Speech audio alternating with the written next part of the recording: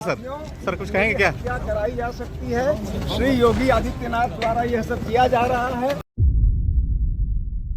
UP cadre के पूर्व IPS अधिकारी अमिताभ ठाकुर कोर्ट के सामने फूट फूट कर रो पड़े और चीख उठे, हुजूर मुझे जेल में मार दिया जाएगा, मेरी हत्या कर दी जाएगी।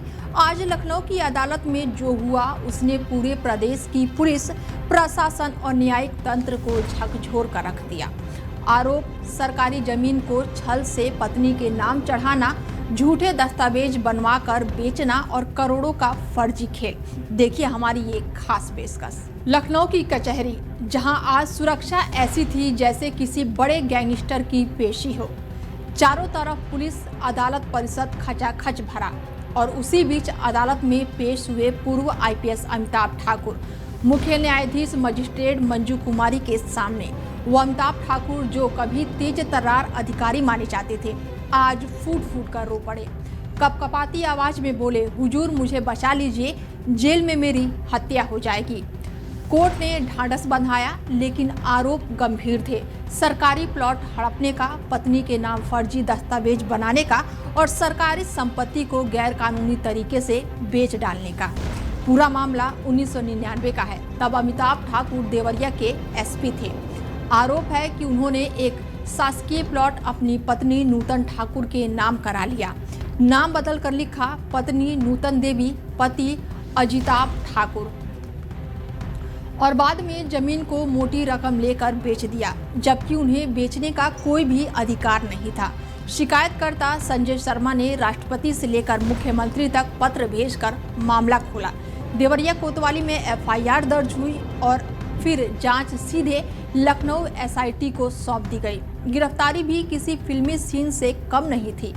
अमिताभ ठाकुर का दावा, उन्होंने शाहजहांपुर रेलवे प्लेटफॉर्म से उन्हें पकड़ा गया। रास्ते में 3 बार गाड़ियां बदली गई।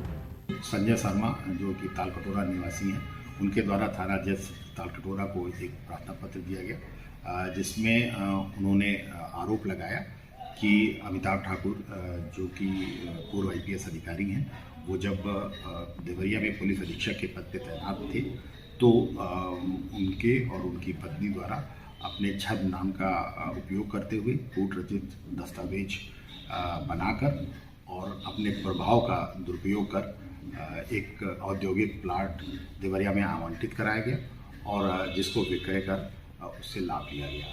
इस प्रार्थना पत्र पर अभियोग पंजीकृत करते हुए एक उसकी निष्पक्ष विवेचना के लिए एक एसआईटी गठित की गई और उस एसआईटी ने आज साक्ष्य संकलन कर सबूतों के आधार पर सीतापुर महोली के पास से पूर्व आईपीएस अधिकारी अमिताभ ठाकुर को गिरफ्तार किया। चूँकि एसआईटी की विवेचना में इसका घटनास्थल देवरिया था, इसलिए एसआईटी द्वारा इसे देवरिया कोर्ट में पेश किया। तो वहीं अमिताभ ठाकुर ने कोर्ट में कहा कि मुझे लगा कि मेरा एनकाउंटर होने वाला है, मेरा मोबाइल ले लिया गया, चश्मा तोड़ दिया गया।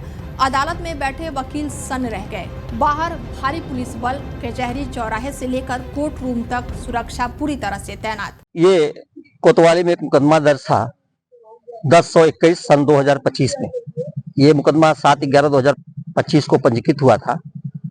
इस मामले में इसके बाद ही मुकदमा संजय शर्मा के द्वारा ये मुकदमा दर्ज कराया गया था, जिसमें नूतन ठाकुर और श्री अमिताभ ठाकुर जी की पत्नी है श्रीमती नूतन ठाकुर जी, इन 2 लोगों के खिलाफ यह मुकदमा दर्ज हुआ है। यह धारा 419, 420, 467, 468, 471, 34 और 120 भी आईपीसी में यह मुकदमा दर्ज कराया गया था। मुकदमा दर्ज होने के बाद आज अमिताभ ठाकुर जी को पुलिस ने गिरफ्तार करके आज न्यायालय में प्रस्तुत किया। माननीय सीजीएम महोदय के न्यायालय में इन्हें प्रस्तुत किया गया। सीजीएम महोदय ने रिमांड पर सुनवाई करते हुए अभियोजन पक्ष ने अपनी बात रखी और उन्हें इस मामले में रिमांड के स्तर पर दोषी मानते हुए उनकी कस्टडी 23/12/2025 तक के लिए उनकी कस्टडी की है।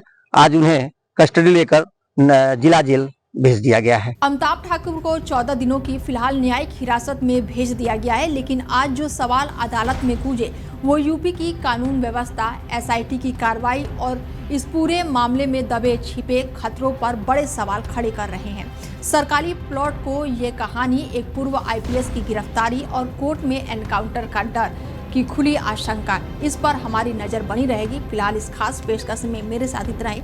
बने रहिए आप हमारे साथ और देखते रहिए डेली 24 भारत। नमस्कार।